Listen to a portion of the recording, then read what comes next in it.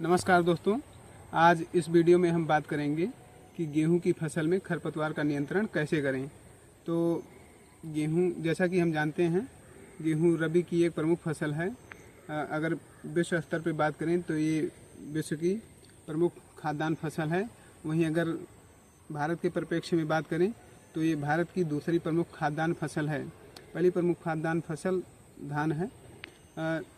तो इसमें खरपतवार का नियंत्रण बहुत ही ज़रूरी इसलिए हो जाता है क्योंकि खरपतवार के कारण इसमें 10 से 40% तक उपज में हानि हो जाती है। तो इसमें कौन कौन से खरपतवार जो है उगते हैं उनके बारे में हम बात करते हैं।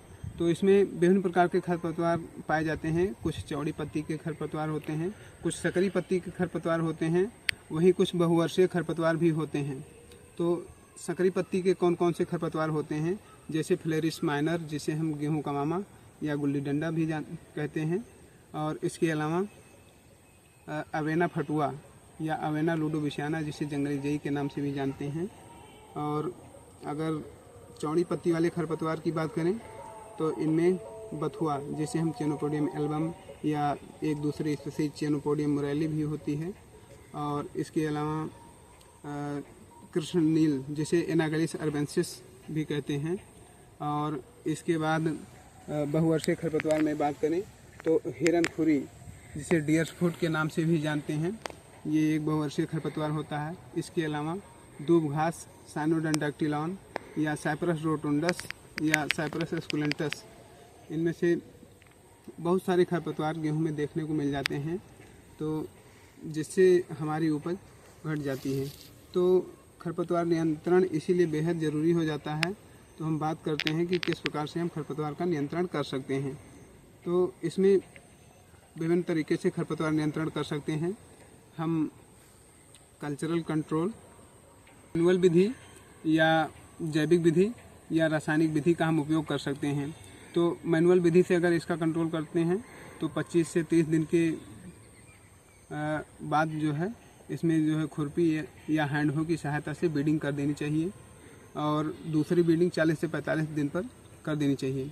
वहीं अगर जैविक विधि की बात करें तो DWR Jabalpur directorate of Beed research ने एक फंगस ट्राइकोडर्मा बेडी को रिपोर्ट किया है कि ये फ्लेरिस माइनर को कंट्रोल कर सकती हैं, तो इसका यूज कर सकते हैं। और अब रासायनिक विधि की बात करें तो इसमें विभिन्न प्रकार के केमिकल्स होते हैं या शाकनाशी होते हैं, जिनका उपयोग आप समय के अनुसार अलग अलग शाकनाशियों का उपयोग करना चाहिए। अगर बात करें प्री इमरजेंस, मतलब कि बुआई के 3 से 4 दिनों के अंदर इनका उपयोग किया जाता है। तो इन शाकनाशियों में पेंडिमेथिलीन, मुख्यतया पेंडिमेथिलीन का उपयोग किया जाता है। तो इसकी 1.5 लीटर मात्रा प्रति एकड़ की दर से उपयोग कर सकते हैं। और इसके अलावा पेंडिमेथिलीन और मेट्रीब्यूजिन का एक मिक्सचर आता है, जिसे प्लेटफॉर्म के नाम से जानते हैं। और इसके अलावा आप यूज करते हैं कि खरपतवार का रासायनिक नियंत्रण कैसे कर सकते हैं। तो अगर गेहूं की बुआई के तुरंत बाद हमको उपयोग करना है तो उसके लिए दूसरे शाकनाशी होते हैं। अगर खरपतवार उगने के बाद उपयोग करते हैं तो उनके लिए दूसरे शाकनाशी का उपयोग किया जाता है।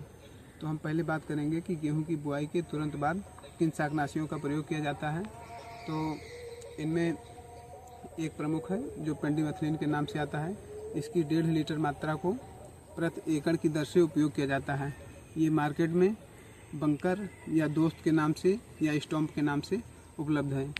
इसके अतिरिक्त आप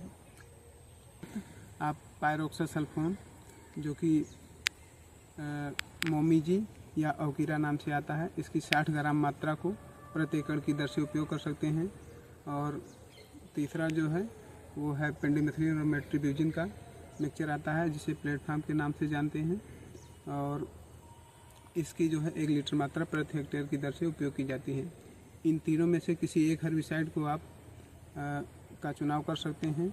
उसको 200 से 250 लीटर पानी के साथ प्रति एकड़ की दर से उपयोग कर सकते हैं। और अब बात करते हैं कि सकरी पत्ती वाले खरपतवारों को कैसे नियंत्रित करें। तो उनके लिए आप पिनॉक्साडेन का यूज कर सकते हैं। इसकी 400 से 400 ग्राम मात्रा प्रति एकड़ की दर से उपयोग की जाती है।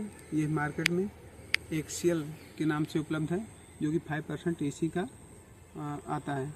और दूसरा हर्बिसाइड या दूसरा शाकनाशी कौन सा उपयोग कर सकते हैं, तो क्लोडिनाफाप, जो कि 15% WP के नाम से आता है और इसकी 160 ग्राम मात्रा प्रति एकड़ की दर से उपयोग कर सकते हैं।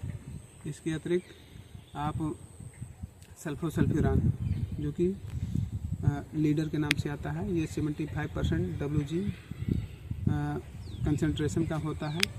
इसकी 13 ग्राम मात्रा प्रति एकड़ के दर से उपयोग कर सकते हैं। इन तीनों में से किसी एक हर्बिसाइड को आप उपयोग कर सकते हैं और इनमें पानी की मात्रा लगभग 200 लीटर प्रति एकड़ के दर से उपयोग की जाती है। तो बात करते हैं चौड़ी पत्ती की खरपतवारों को नियंत्रित करने के लिए किन शाकनाशियों का प्रयोग करना चाहिए। तो इनमें एक प्रमुख होता है 2,4-D। इसकी 250 ml मात्रा प्रति एकड़ के दर से उपयोग की जाती है।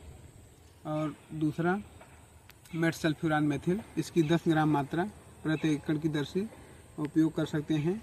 ये एलग्रिप या मार्क ग्रिप के नाम से मार्केट में उपलब्ध होता है। और इसके अतिरिक्त कार्फेंट्राजोन, इसकी 20 ग्राम मात्रा प्रति एकड़ के दर से उपयोग कर सकते हैं। ये मार्केट में एम या एफिनिटी के नाम से उपलब्ध है। इन तीनों में से किसी एक हर्बिसाइड को आप यूज कर सकते हैं और हर्बिसाइड को यूज करते समय आपको 150 से 200 लीटर पानी प्रति एकड़ की दर से उपयोग करना चाहिए। और ऐसे ही इन्फॉर्मेटिव वीडियो देखने के लिए हमारे चैनल को लाइक, शेयर एवं सब्सक्राइब करें। धन्यवाद दोस्तों।